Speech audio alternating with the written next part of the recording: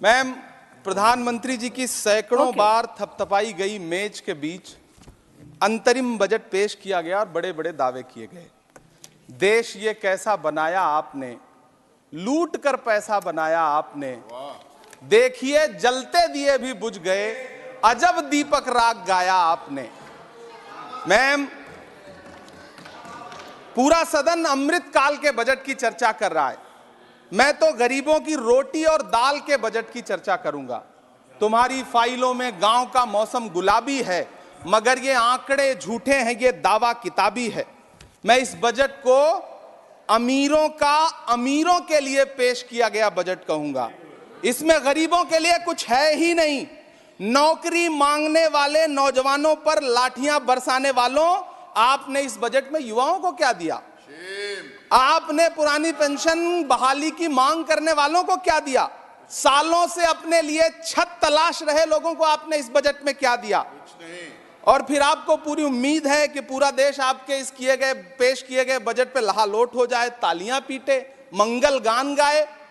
कैसे संभव है?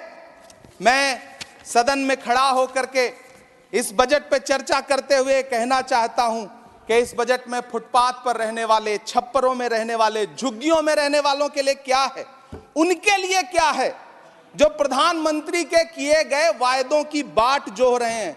हर साल फरवरी की खूबसूरत सुबह और सजी हुई संसद से बरसते हुए झूठे वायदों की जवाबदेही कौन तय करेगा? कौन बताएगा कि 2022 में प्रधानमंत्री जी जो सबको पक्का मकान देने वाला वायदा किए थे उसका क्या हुआ?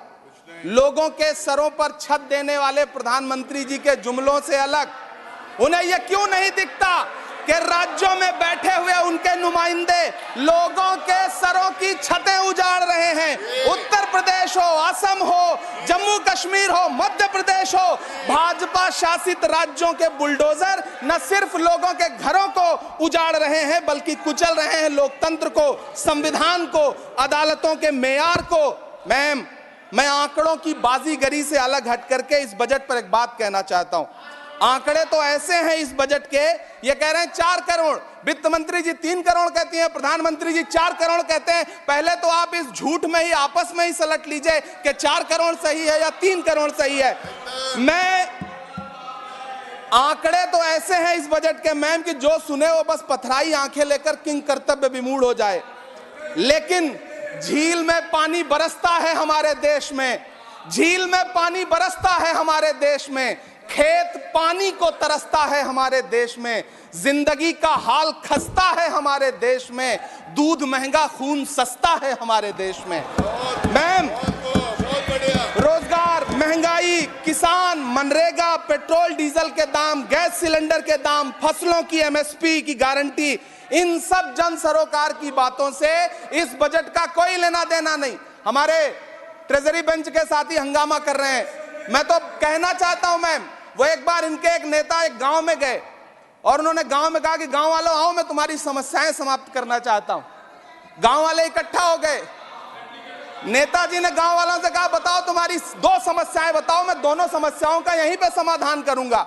तो गांव वालों ने कहा साहब हमारी पहली समस्या है कि हमारे यहाँ कोई हॉस्पिटल नहीं है। तो नेताजी ने मोबाइल निकाला, कहीं फोन मिलाया और मिला के फोन पे पता नहीं क्या कुछ कहा कि यहाँ गांव में हॉस्पिटल नहीं है, हॉस्पिटल तुरंत, यहाँ हॉस्पिटल चाहिए। गांव वाले खुश हो गए कि 1 मिनट में यहाँ हॉस्पिटल आ रहा है। अगली समस्या के बारे में उन्होंने, नेताजी ने गांव वालों से कहा कि मैंने आपकी पहली समस्या समाप्त कर दी, दूसरी समस्या बताओ। तो गांव वालों ने कहा साहब इस गांव में कोई भी मोबाइल का नेटवर्क ही नहीं है। ये है इनके काम करने का तरीका, ये है झूठ बोलने का तरीका।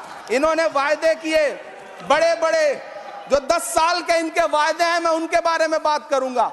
वायदों से ज्यादा इनके नारों पे बात करूंगा। पहला नारा था बहुत हुई महंगाई की मार, अब की बार मोदी सरकार। आइए इस नारे की समीक्षा करते हैं। पेट्रोल, डीजल, गैस, ये तो बड़ी बड़ी बातें हैं।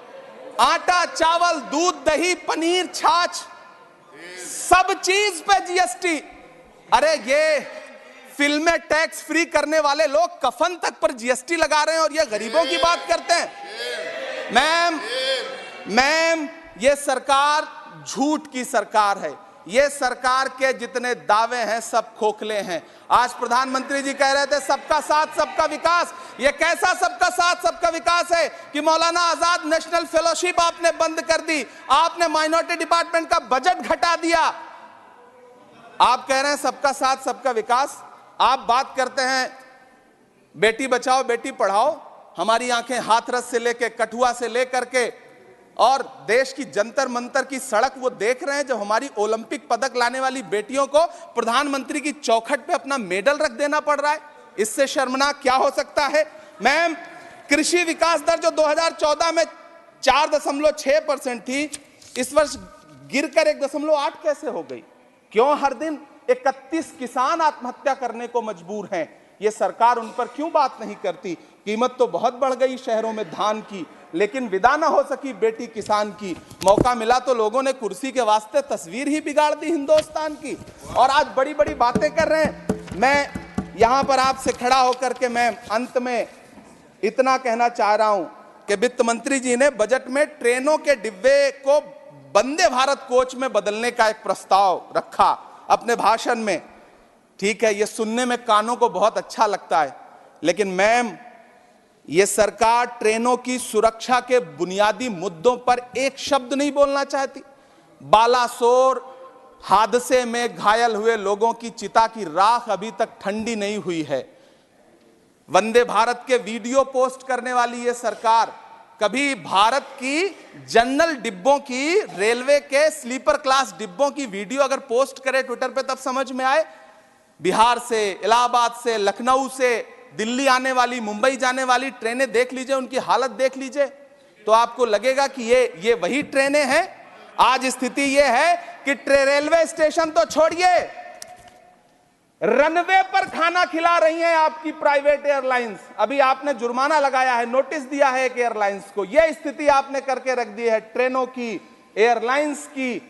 ऐसे में मैम, कागजों पर तो आप कितना भी वंदे भारत और बुलेट ट्रेन सर पर दौड़ा लीजिए, लेकिन असल में भारत की ट्रेनों की डिब्बों की सवारियों की हालत देखने लायक है। अगर सरकार खुली आंखों से उसे देखना चाहे तो देखे और उनकी स्थिति सुधारे। आज अपने प्रधानमंत्री जी ने अपने भाषण में यहां खड़े होकर कई बार न्यू मिडिल क्लास की बड़ी चर्चा की, न्यू मिडिल क्लास जनरेट करेंगे। लेकिन मैं तो यहां खड़ा होकर के सरकार से कहना चाहता हूं कि न्यू मिडिल क्लास का जुमला अपने पास रखिए। यह बताइए कि जो पुराना मिडिल क्लास है उसके साथ आप कैसा व्यवहार कर रहे हैं। आज उसकी स्थिति क्या है? आप अमीरों के कर्जे माफ कर रहे हैं, उद्योगपतियों के कर्जे माफ कर रहे हैं, और यहां स्थिति यह हो गई है कि जो मिडिल क्लास, उसकी जो रोजमर्रा की जरूरत की चीजें हैं उस तक पर आपने जीएसटी लगा रखी है। आप फिल्में टैक्स फ्री करते हैं, लेकिन स्टूडेंट्स के प्रतियोगी परीक्षाओं के फॉर्म की फीस नहीं माफ कर सकते। आपको बाकी जगहों पर टैक्स लेना है, हर जगह टैक्स लेना है। मिडिल क्लास से आपका कोई रिश्ता नहीं। मिडिल क्लास तो आपसे कह रहा है कि मोहब्बत, भाईचारे के दीवाने दिन ही लौटा दो, वो सस्ती दाल सब्जी के सुहाने दिन ही लौटा दो। ये अच्छे दिन तो अंबानी अडानी को मुबारक हो, हमें ऐसा करो साहब पुराने दिन ही लौटा दो। वो पुराने दिन जो बहुत अच्छे थे, वो पुराने दिन जहां लोग एक दूसरे से मिलजुल करके रहते थे। मैम, इलाहाबाद, दिल्ली, कोटा जैसे शहरों में छोटे छोटे कमरों में अभावों के साथ पढ़ाई कर रहे युवा किताबों के साथ गल चुके हैं। उनके हिस्से अधेड़ अवस्था तो आई है, लेकिन नौकरी और रोजगार नहीं आया। हर साल 2 करोड़ नौकरियां देने का दावा करने वाली ये सरकार 10 साल में युवाओं को नौकरियां नहीं दे पा रही है। 20 करोड़ नौकरियों का बोझ है इस सरकार के कंधे पर, और 2024 में देश देखेगा कि उन्हीं 20 करोड़ नौकरियों के बोझ तले दबकर बैठ जाएगी ये सरकार। ये देश देखेगा, क्योंकि जिस ओर जवानी चलती है उस ओर जमाना चलता है। देश का युवा नाराज है, देश का युवा गुस्से में है। ऐसे में उसकी पीड़ा को इस बजट में कहीं भी आवाज देने की कोशिश नहीं की गई। मैं आपके बीच खड़ा हूं, मैं तो वित्त मंत्री जी का भाषण सुन रहा था। यह कहा जा रहा था ये अमृत काल का बजट है, ये अमृत काल का बजट है। ये कौन सा बजट है ये बाद में तय होगा, लेकिन मैं इतना जानता हूं कि ये इस सरकार का अंतिम बजट है, आखिरी बजट है। इसके बाद न्याय का बजट पेश होगा जिसकी चर्चा राहुल गांधी जी पूरे देश में कर रहे हैं। न्याय का बजट, 5 न्याय, महिलाओं के लिए, युवाओं के लिए, सामाजिक न्याय की बात जिसकी चर्चा पूरे देश में राहुल गांधी जी कर रहे हैं, वो न्याय का बजट पेश होगा अगली बार। ये इस सरकार का अंतिम बजट है, अंतिम बजट है। अमृतकाल में गरीबों की रोटी और दाल के लिए इस बजट में कोई प्राविधान नहीं है, कोई चर्चा नहीं है। बहुत बहुत धन्यवाद। Thank you.